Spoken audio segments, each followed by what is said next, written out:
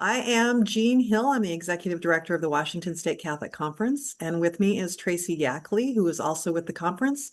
And I'll introduce Melissa in just a moment, but first I want to thank all of you for joining us and let you know if you have questions, please put those in the chat and we'll watch those as we go and answer questions at the end. Let me introduce Melissa Ohden. Melissa Ohden is the founder and CEO of the Abortion Survivors Network, the only advocacy organization for abortion survivors and their families worldwide. She's a master's level prepared social worker and the author of the award-winning book featuring her life story, You Carried Me, A Daughter's Memoir, and most recently, the co-author of Abortion Survivors Break Their Silence. Melissa is a frequent contributor to pro-life and conservative news outlets, a regular guest on radio and television programs around the world. And although she has a heart for providing help and hope to all impacted by abortion, she also strives to humanize the unborn and abortion survivors through activism. We are so grateful to her for joining us today, and I will turn it over to Melissa.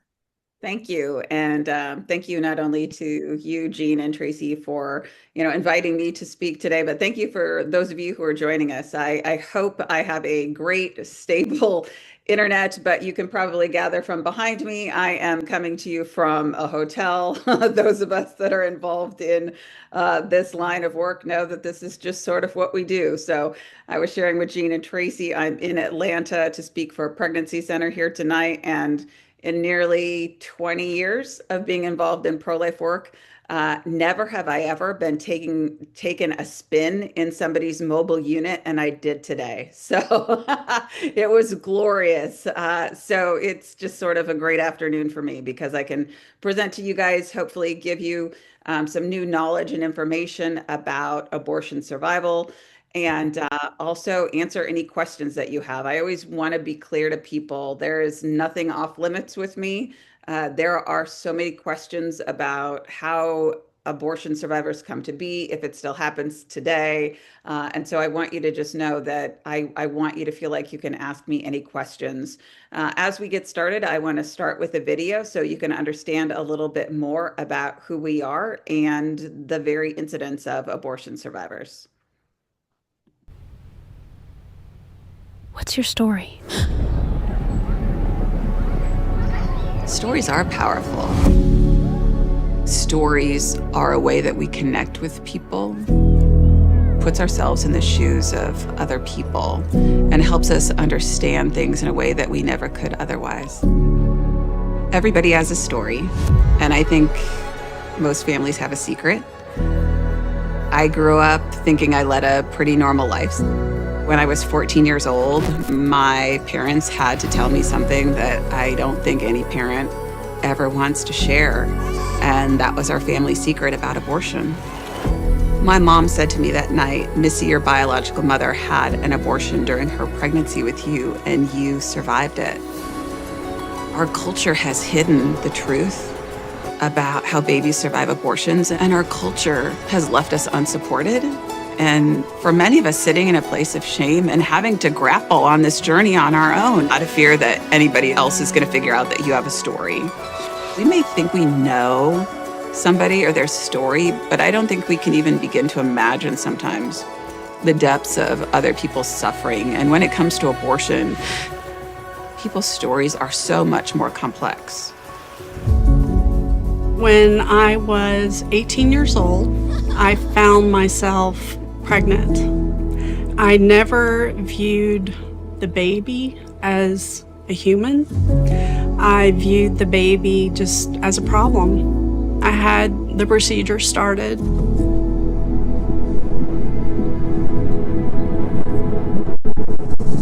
I finally told my boyfriend, William, if you'll come to Dallas and be with me, then I'm 95% sure I won't have the abortion. When I got off the elevator, he was standing there. He went with me into the doctor's office, and I told him that I had changed my mind. She was desperate. She didn't have any place to go.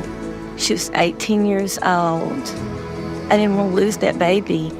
We just tried to love her, as part of our family. She was born at 8:20 4:23 in the morning. She was 13 weeks premature. Lauren's the one that made me a mom. I remember coming home from a youth trip and I was unpacking. My mom came into my room and she told me that when she found out she was pregnant, she decided that she wanted to have an abortion. My mom is so brave and so courageous for sharing that part of her life.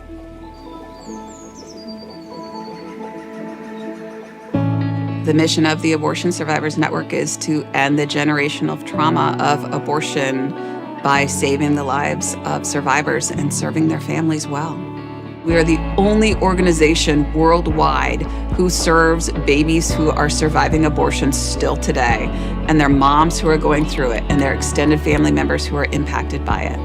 We've connected with over 675 survivors. We provide programs and resources and supports to them. We give them opportunities to share their message and their story in ways that are safe for them.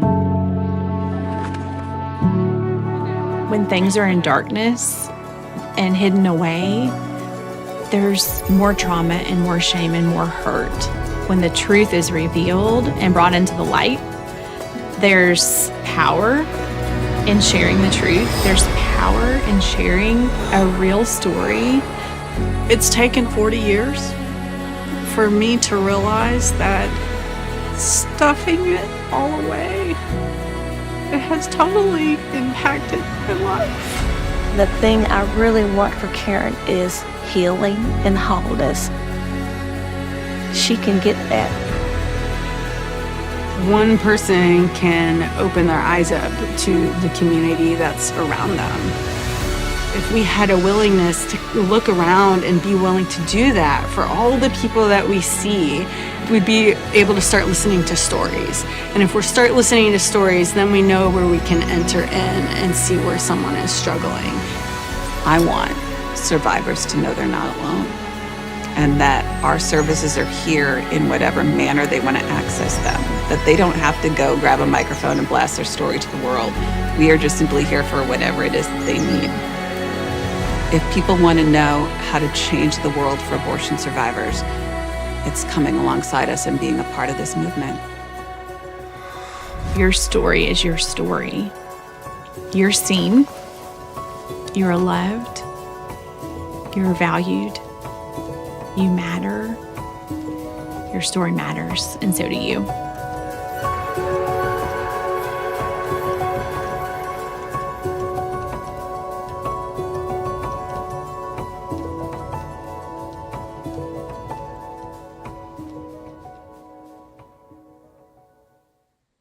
Well, I get the great opportunity to unpack some of that story with you today. As I just share information about how abortion doesn't always go as planned.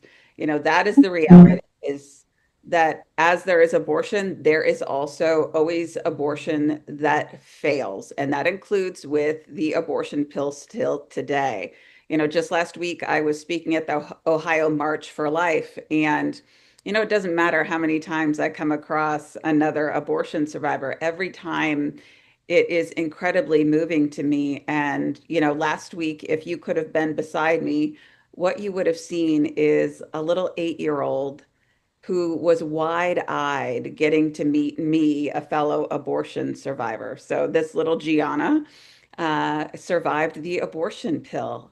And I had the distinct opportunity to tell her she's not alone, that we have lots of other survivors, even her age, and that she can meet them someday. If she ever wants to talk to any of them, she can, and that we have all these resources. And we got to talk to her adoptive mom that day. And, when we look at all the incredible work we've done in the pro-life movement over the last 50 plus years, one of the gaps that has existed is identifying those who survive abortions and their families who are impacted by it, and then offering them healing and giving them opportunities to be empowered to find and use their voice. And so today I'm going to kind of unpack all of that of, who really is an abortion survivor? What do all the paths look like? It's much more diverse than what we tend to hear about, even in the pro-life movement or when it's talked about in policy matters.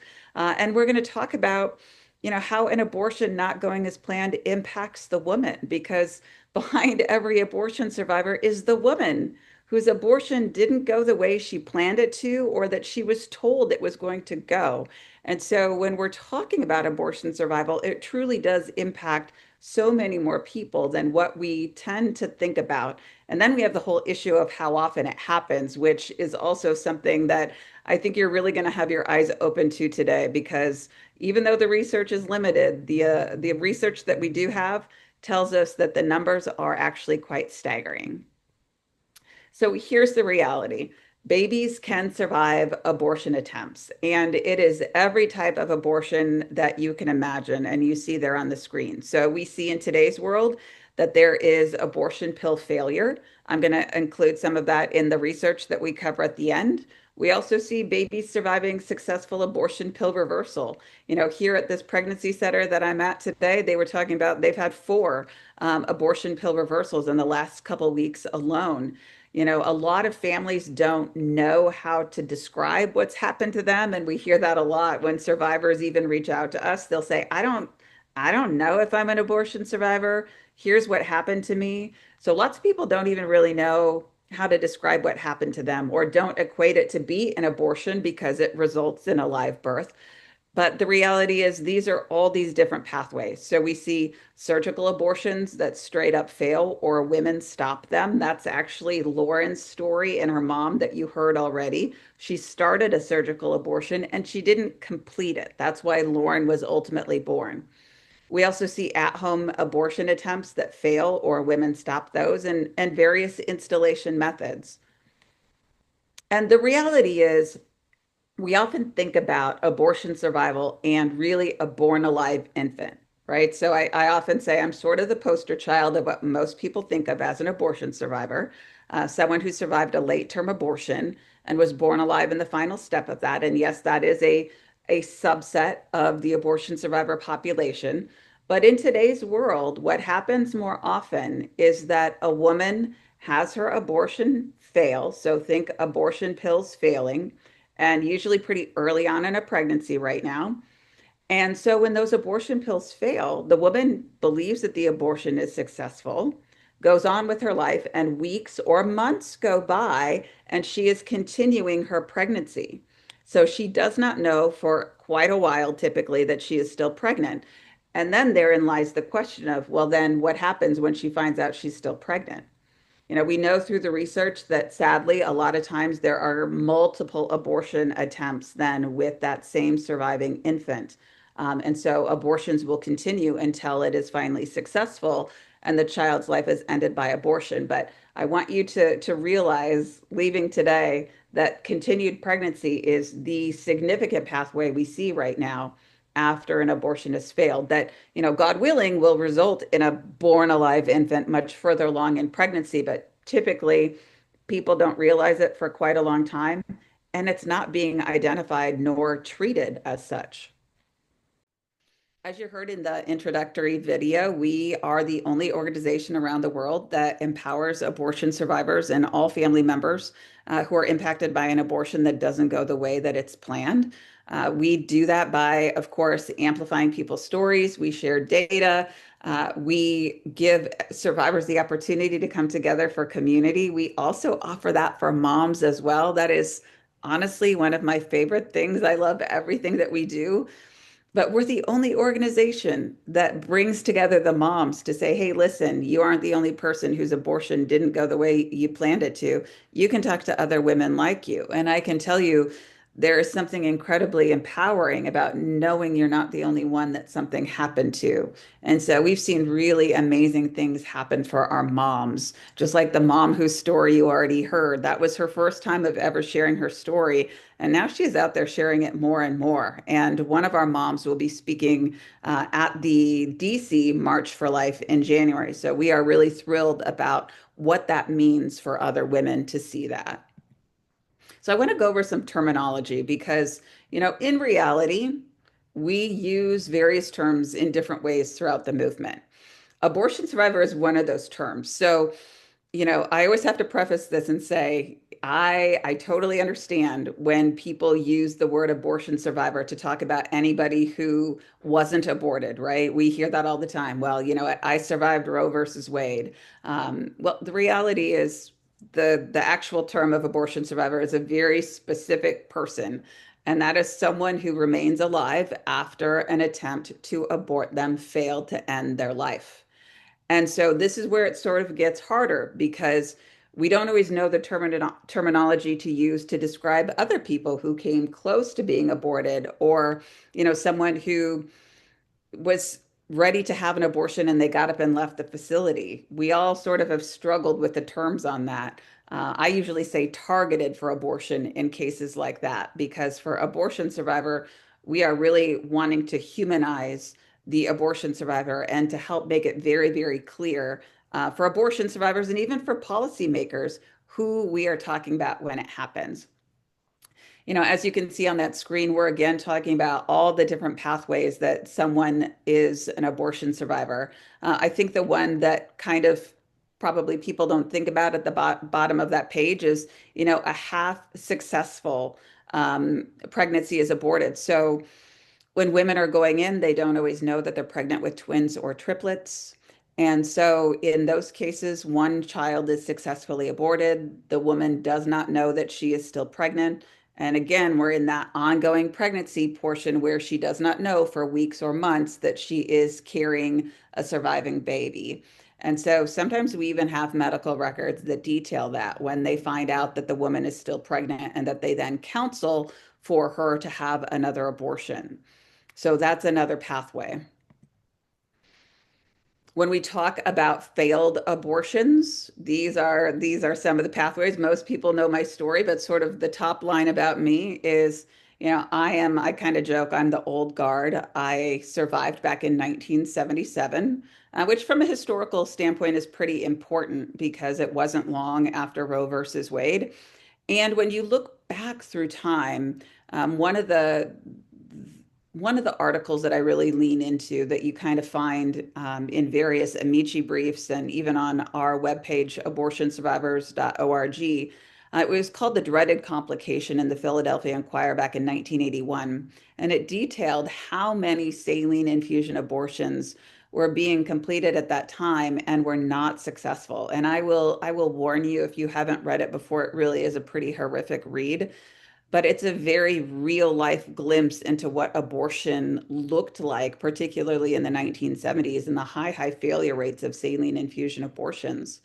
So I am someone who survived that saline procedure. I am one of the few survivors that I know of that has my medical records.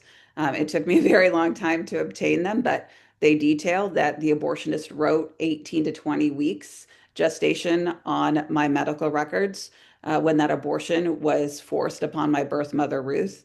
But the fact that I was able to survive after being poisoned and scalded to what was supposed to be my death over a 5-day period, I weighed nearly 3 pounds. And so a neonatologist remarked when I finally made it to the NICU that he estimated that I was probably about 31 weeks gestation when that abortion was forced upon her.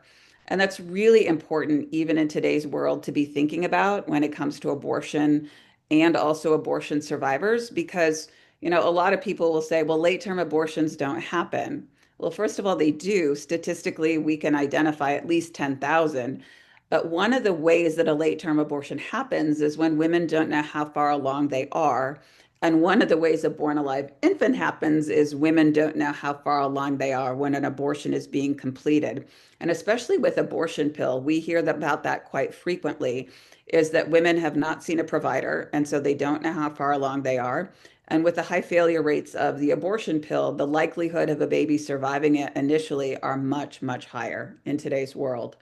Many of you know my friend Claire, who is a twin survivor. So she did survive a dismemberment, a D&E. So her twin successfully was aborted, and her mother was 13 at the time. And so mom and the abortionist had no idea that she was pregnant with multiple babies. And that's how Claire was ultimately born alive, is because they did not know that she was pregnant. I include a couple of friends on here because they survived at-home attempts to abort them. And I think it's really important that we remember this was part of the history before Roe. And, in today's world, at-home attempts to abort are pushed once again through marketing. We saw that pretty heavily after the Dobbs decision. That has come up time and time again in social media. This was an important one to me when we talk about abortion failure. This was a story included in the Washington Post, and I actually testified before a congressional committee back in 2024. I think they had called I think it was a committee meeting called The Nightmare of Abortion Bans, if I remember right off the top of my head. And in the midst of it, they started to talk about the impact on abortion. And what I brought up was, oh, I'm sorry, that is coming up on my page. But what I brought up was this story of Evelyn that was included in the Washington Post. And you can actually see this on our website. We include some QR codes too, so you can read it. But it told the story of Evelyn, who took 2 rounds of abortion pills 2 different times, and both times they failed. And this statement in the Washington Post, I mean, I nearly fainted when I read it because I was thinking, I can't believe you guys are actually saying this out loud. It said Evelyn fainted when she saw that there was a heartbeat and was in and out of consciousness for about 5 minutes. And I can tell you, Evelyn's experience is what we hear from women time and time again who reach out to us at the Abortion Survivors Network. They have no idea that their abortion can fail, and they are completely and utterly shocked when it happens. And they are scared, and they are looking for help, and they are looking for hope. And that is why they come to us. And I deeply appreciate the fact that they feel like they can come to us. When you look at how often abortion pills fail, you can see on that slide, meta-analysis tells us about 1 to 8% of chemical abortions fail, as opposed to about 0.2% of surgical abortions. So you can already see that chemical abortions are a significant pathway to abortion survival. Let's see if it wants to play nice with me. There we go. Another pathway to abortion survival is actually through a stopped abortion. And that is when a woman stops her abortion. It can happen because she's in pain. It can happen because they start an abortion procedure and she is just too far along for it to be completed that way.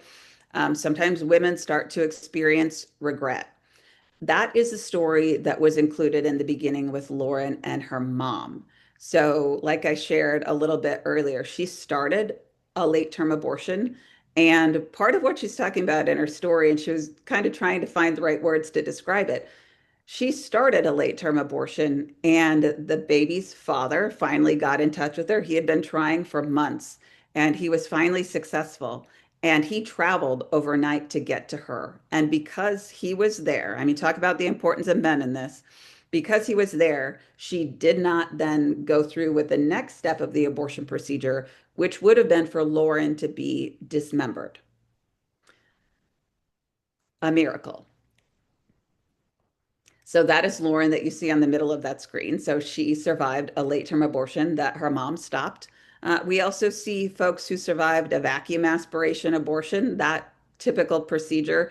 The abortionist could not suck out Jennifer's head because mom was much further along gestationally than what they thought she was. And she didn't have enough money to go through another abortion. And so that's why Jen is alive today and is a mom and a grandmother. One of the stories that is included in my Abortion Survivors Break Their Silence book, that kiddo lives in Arizona, and that mom is so brave in sharing her story of how she started the abortion. She felt like she could hear God speaking to her, and she got up off of that table, and that's how that kiddo is alive today. We also see reversed abortions being a pathway. As I talked about, APR is a pathway forward today to many, talking about hundreds of babies who are alive today each year because of successful abortion pill reversal. You can see on that screen some of the babies. These come straight from Heartbeat International's website. But the ones on the bottom, Sarah and Isaiah, Sarah will be our mom speaking at the March for Life in 2026. And honestly, one of my favorite things about their story is we've now got to work with Sarah and her family so that she could share Isaiah's story with him. He was showing signs of being ready and needing to know his story, even though he's an elementary aged kiddo. And this is not easy, right? Just as it's not easy to talk about an abortion that was successful, it's not easy to talk about an abortion that was unsuccessful. And a lot of the same, thoughts and feelings and concerns these women have. And they just happen to be raising their child that survived the abortion. And so that is incredibly redemptive for us that we get to work with moms like Sarah and help them have a positive outcome in their family in the midst of really difficult circumstances. Here's a good one for you guys. I'm wondering how many people knew that these were abortion survivors. So some of you know Pastor Jack Hibbs from Calvary Chapel, Chino Hills. Some people know Cristiano Ronaldo. He was on one of my kids' walls forever. And I love that my 11-year-old knows that he too is an abortion survivor. And the one that came out kind of about this time last year was that Sylvester Stallone survived a coat hanger attempt to abort him. That's also what Pastor Jack Hibbs survived as well. So how does a woman find out that her abortion failed? This is a big question that we should have in today's world because we should want to know how to come alongside a woman who is experiencing this. So typically how women find out is, first of all, continuing signs of pregnancy, or they're going to report a lack of abortion signs. So you can imagine that doing this kind of work, we get a lot of messages from women, and they will share a lot with us about their abortion and what they were told to expect. And so a lot of the questions that we get in today's world is, I'm not bleeding to the extent they told me I would. I'm not cramping. It's not the color of blood I was expecting it to be. And so women are questioning that and looking for answers. So that's one of the primary pathways. They might also find it when they're back in an abortion clinic for some sort of follow-up care. We also know that they are coming to pregnancy centers. And, what I tend to find in today's world is they may have questions about whether they're still pregnant, and they are coming to a pregnancy center and not telling them that they took abortion pills. They're just trying to find out if they're pregnant. They're not saying that there was any attempt to abort. So a lot of times I think pregnancy centers are probably serving these women and don't even know that they attempted an abortion already. Ultimately, an ultrasound is what is going to show if there is still a pregnancy present for those women. So here's another big question. How often does it happen? Let's get ready for it. It's a lot bigger than what you think it is. So some of the research that we've looked at, and you can find all of this again on our website, and I have some slides at the end with references. Look at that first one. So in one particular study, the overlapping borders study, approximately 39% of late-term abortions resulted in live births. 39%.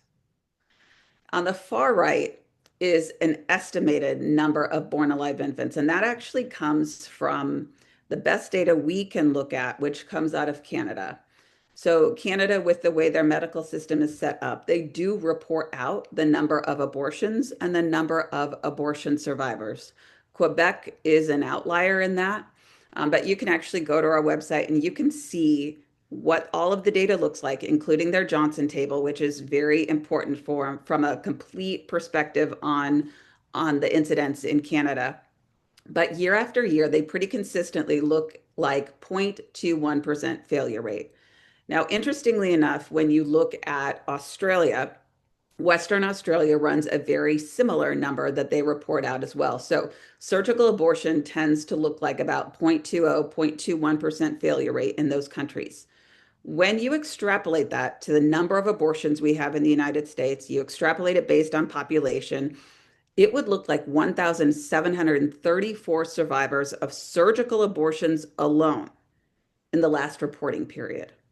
Surgical abortions alone, not including stopped abortions, not including abortion pill reversal, not including failed chemical abortions that we aren't even getting numbers on, not including at-home attempts to abort that fail. So when you start to think about it, you can realize that the number is thousands upon thousands a year. Now, historically, when you look at that report from 1981, the Dreaded Complications series, they interviewed Dr. Willard Cates from the CDC. And at that time, he was saying, we estimate about 300 to 400 live births a year. Then in other places, when you start to track it, you can find other periodicals where they were saying 700 to 800 a year. But then when you realize how many abortions we are back up to over 1 million that we can identify, you can see that the number is likely very significant, as we're seeing in that extrapolated data. The one in the middle is a really important one. And again, you can find all of this on our website when you go through. Actually, the best place you can go is go to medical professionals on our page, and then it brings up all of this as research. You'll also find it on our blog. But the one in the middle is a really important one, because this particular article was looking at survival in the second trimester. Second. And these were cases where these babies had some sort of a diagnosis in utero. So I want you to think about this through the lens of what we're told. We're told that, when a baby is being aborted, it's likely because of a health issue. We're often told, oh, you know what, those abortion survivors only happen in late term abortions. Well, these are second trimester babies with some sort of health diagnosis that people are told they're incompatible with life. And yet a live birth occurred in 50.6%. 50.6% without feticide. Now, that's the other kicker about this article. The reason why they even were putting this research article out is they were looking at how do you ensure that there are less live births. So they were comparing if you were providing some sort of feticide to stop the heart as opposed to not providing it. It is sad.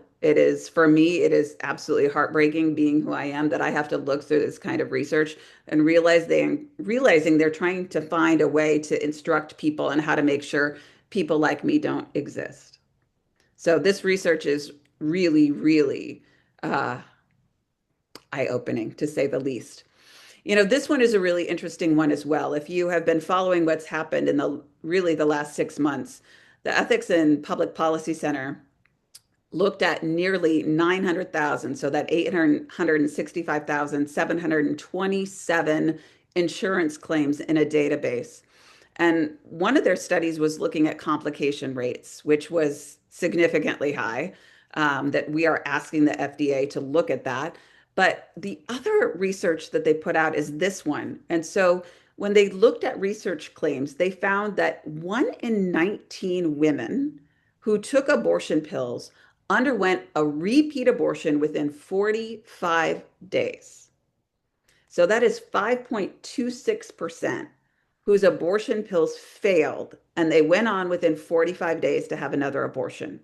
Now, clearly, it begs the question of, well, how many more women would have had an abortion if they would have realized that they were still pregnant? But that number, again, is incredibly high. So that is something that we should all be paying attention to. If you have questions about that second trimester one that was right there in the middle, this is that actual article. And I think it's really it's telling when you see that ACOG themselves also published it. So ACOG is not someone who is sympathetic to the pro-life cause, but you can read through that particular article and see the rates of the abortion failure within it.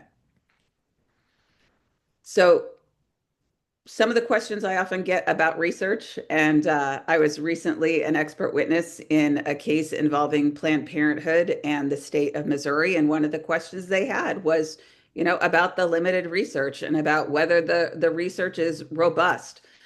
This particular one is pretty robust, nearly 14,000 in the sample over 32 years.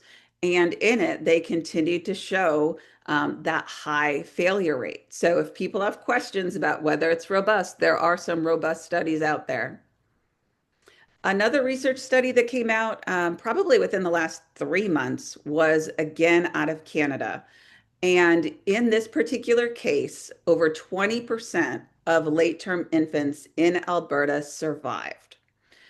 And again, really important that we're looking at that and saying, even though that's a small sample is indicative of what can be happening here in the United States as well.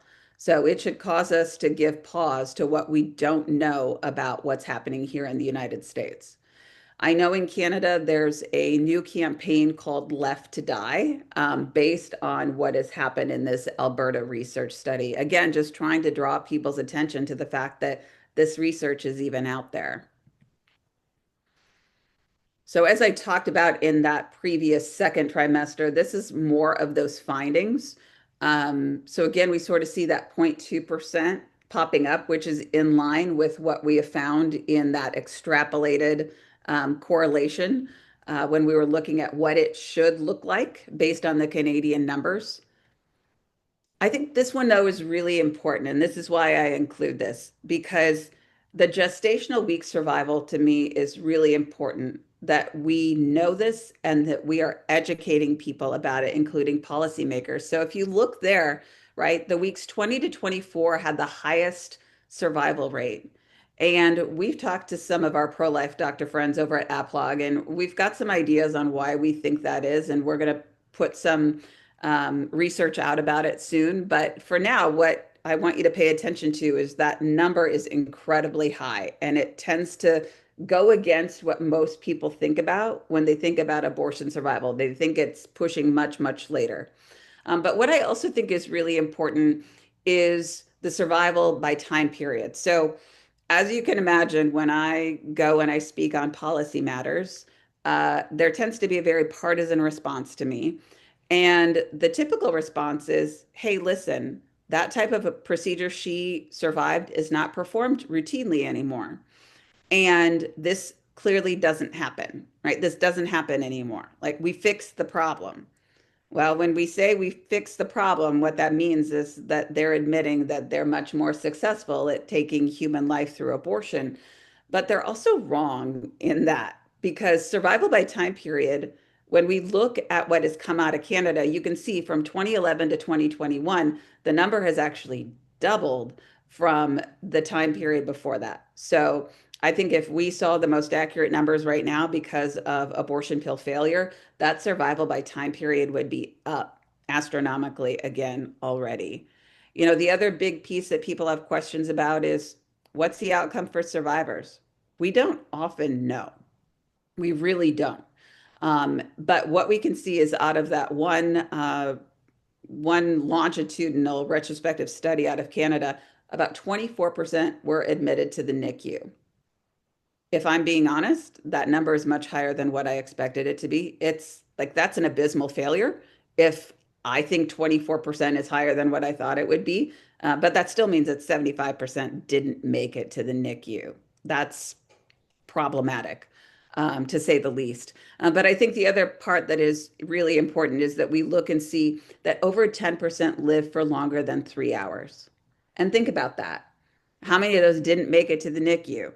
And they still live for longer than 3 hours. And we find that when they look through death certificates in a small sample of abortion survivors, we had babies who were surviving without medical care for hours and sometimes for days. And I don't believe that anybody really would ever support that for a baby that they know and they care about in some way, shape, or form, right? It is very dehumanizing to think that somehow this is an abstract thing happening to an abstract person. So what does that mean for us? You know, I could talk about this forever, as you can imagine, but the reality is this is more than a numbers game. These are people. And every survivor has a purpose and they have a story. And as I shared, behind every survivor is the woman whose abortion failed, or she stopped it, or she reversed it. And a family is impacted by it. And so we need to know what the incidence of it is and ensure that all of them are provided medical care and short and long-term support. These are critical needs, not just for the baby, but for the mom and the family to have positive outcomes. So if you have specific questions, the best way to reach us is to contact us at connect@abortionsurvivors.org. Our website, you can see up there, just ends in .org. You can find us on Facebook, Instagram, we're on X. We have a YouTube channel if you want to see more of the stories that we put out, like Lauren and her mom's, the Abortion Survivors Network. We do have our own channel, and you can find even playlists of various survivors and get to know them as they share their story. One of the other really cool things that we launched this year with some friends at Choose Life Marketing is a new video storytelling project called My Body, My Voice. Yes, a take on my body, my choice, but really reclaiming those words, my body, and reclaiming it for the people whose stories and experiences don't fit the predominant narrative of abortion. And so if you go to mybody-myvoice.org, you can come face to face with other abortion survivors. And over time, it's going to be moms. And we're hoping really anybody whose story is different than what we tend to find in our culture, because we want to change hearts and minds. And we know that by allowing people to enter into very vulnerable stories, they can start to see abortion in a different way. And, one of the most powerful stories that we've recorded so far that you will find there is I think she just turned 80, if I remember right, an 80-year-old abortion survivor named Karen. And so she was born in an abortion clinic after her birth mom's abortion failed. So these stories have existed throughout time. They're still happening today. And it has been my distinct opportunity to give you just sort of this highlight to get you started in knowing more about it. Link references, by the way, I mean, Jean, you and Tracy can make sure that people get a copy of this so they can see those linked references because they're super important to the conversation. Perfect. Thank you so much, Melissa. This was incredibly powerful and really does humanize, abortion has become so much about numbers, and this really does put those numbers into very clear perspective. So grateful to you for being with us. We have one question so far, and that's from Michael, who asks, has any court allowed a claim for wrongful birth, i.e. a mother, father successfully sues an abortionist or drug company for a failed abortion? Yeah, that's a great question, Michael. We actually find that folks end up suing in cases like a child being born with a disability and they would have aborted if they had known that the child had a disability. So we have seen cases like that. When it comes to an abortion survivor, there's been a couple of court cases. Zamina Roberts, so it's Ximena, Zamina Roberts in Canada, is one of those court cases and stories that people tend to remember. And so in her case, she was not immediately provided medical care and has a lifetime of complications as a result of that. And so her family did have a successful court case based on really the lack of medical care upon survival. And so that judgment allowed them to provide care for her throughout her life. The one case that exists in the United States that most people don't know about was back in the 1990s, and there was a survivor named Joshua Vander Velden, and he sued out of the state of Wisconsin, and really, right, that his rights had been violated by being aborted. There was a lower court that ruled in favor of him, and ultimately it was overturned in a higher court that said, your mom chose that abortion, and so you have no legal standing. And he was raised by his biological mom. And, I'm sure people aren't surprised by this, but I hope that people can understand what a double bind really abortion survivors are put in. We're told that we don't exist, that, this doesn't happen, we shouldn't speak up. We're kind of these Republican made figments made to attack reproductive rights. And then we're not given any pathway of recourse. And so it shouldn't surprise anybody that most survivors are very, very cautious about sharing their story and what they do with it. Thank you. And you mentioned that you have testified before Congress. Have you felt how's the response been? Have you had any successes with Congress that you want to highlight? I mean, here's the reality. All of us do what we believe is the right thing, knowing that God goes before us and that ultimately we are planting seeds. I never show up thinking that I'm going to hit a home run. It's always hoping for the best. And I think some of my most powerful interactions when I testify before Congress, because it's probably been about 7 or 8 times now. I don't really remember. But it's really been in private things that have happened with other witnesses. And I'm talking abortion supporting witnesses. For me, that is worth sort of the struggle sometimes in preparing for testifying and being there and not being well supported. I mean, I think the one question I've been asked by Democrats one time in all of those years, Gene, I was asked if I supported the death penalty.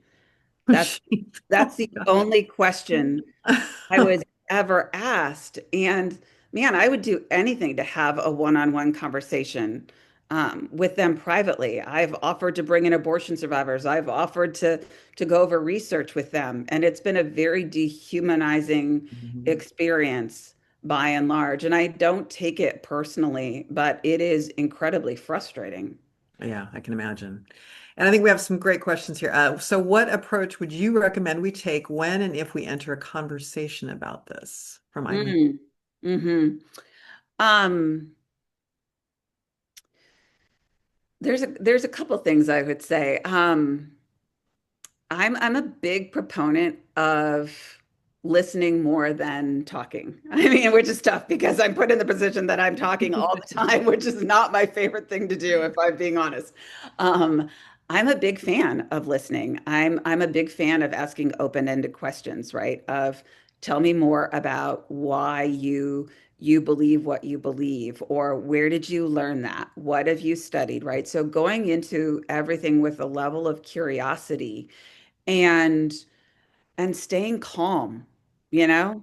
Um, I have interesting interactions every single day based on who I am, both from a work standpoint and personally. And I can tell you that I've had great interactions with people because what we want them to do is have the same curiosity that we approach them with, right? So if we're curious, we're encouraging them to be curious. And so I would lead with stories and I would add the data. And you can't control whether somebody is going to accept what you give them, but you can give them that 1-2 punch of one story and one piece of data that you think fits, and then plant the seed and know that sometimes you just got to walk away. And so, yeah, I think story plus data is a winning combination.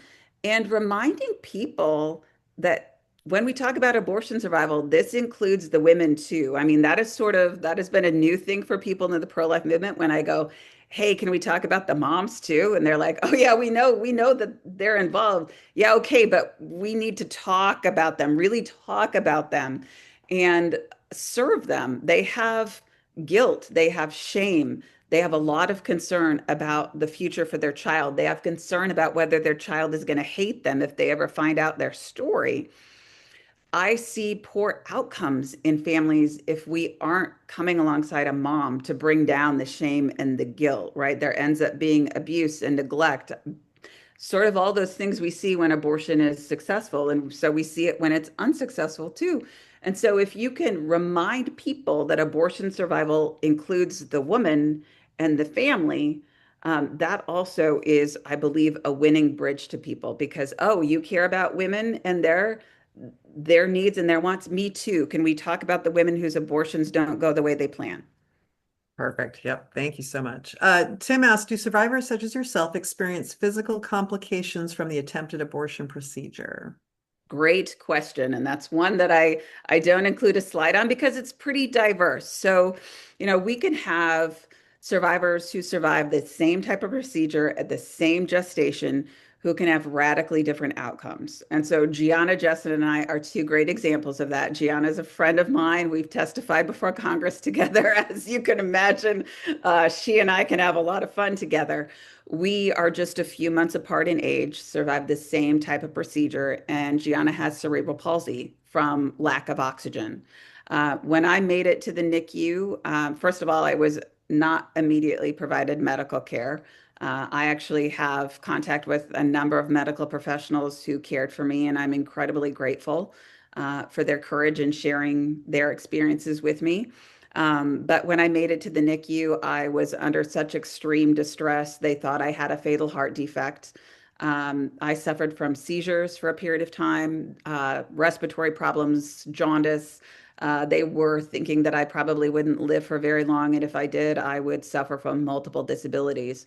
But I received a clean bill of health by the time I was about 5, which is all subjective. The one thing that is very common in our survivors is that, we have very kind of invisible issues. So it's more the emotional, social, what it's like to be living in a world that says abortion is a choice and a right and that we don't exist, right? A lot of that could be alleviated if we lived in a culture that responded to us differently and was a life affirming culture, not a culture of death. For survivors as well, we know that research tells us that babies in utero are affected by the stress that their mothers are under. So we saw a lot about that during 2020. And so when you think about that for abortion survivors, you can think about the amount of stress that we were under, right? First, that our birth mothers were under stress. And so then we experienced that. And then we undergo the stress of an abortion procedure, whatever it was. And so our bodies essentially get rewired by the stress that we experienced. And so we see fight or flight. And people have probably figured this out about me. My fight got turned on. I used to be the flight, and that changed pretty quickly. And so my fight is what has been activated. And so it presents differently in person to person, but think about lots of anxiety and depression that medication doesn't touch. Really extreme levels of insomnia. We see lots of relationship problems, lots of self-esteem, self-worth, suicidal ideations. We see a lot of immune system dysfunction. For me, I think I get the gold star in our survivor population, at least that I'm aware of. I've had shingles like 15 or 16 Oh times. my gosh. Oh. I can laugh about it now. It's not funny when it No, happens. it's horribly painful. But you know what? God, in his infinite wisdom, has allowed me to really minister to a lot of medical professionals who are like, hey, there is something different about you. And I'm like, let me tell you. So, in all things, to have shingles 15 times but be alive, I'm not going to complain. All right. And Carrie asks, can you repeat the name of the book you mentioned that gave a glimpse of abortion in the 70s? Yep. And I'm going to drop that in the chat. So that is The Dreaded Complication in the Philadelphia Inquirer. And I believe that you should be able to still find that on our website if you go to the medical professionals page. It was up for a Pulitzer Prize, and a lot of folks leaned into that for Amici briefs related to Dobbs. And I know this is not going to surprise anybody, but after it made it into Amici briefs, it suddenly went missing on the internet. So we were able to find it through the Library of Congress, and we are happy to put that back in people's hands. Excellent. And thank you for doing that. And again, thank you so much for being with us. And, if we could have at least all of the research on abortion and assisted suicide comes out of Canada, and we're so grateful for Canada. And if only we could actually get the information within our own nation, that would be a start. Right, we're getting there. Yeah, but so appreciative of all you're doing and taking your time with us while you're on the road. So thank you, Melissa, for being here. Thank you to everyone who attended. And we hope you'll join us for our next one, which is on the death penalty, shockingly enough, on Thursday. So thanks again, Melissa, and safe travels to you, and best in all that you're doing and all the work you're doing. And, we're happy to support however we can. Thank you. Perfect. Thanks all.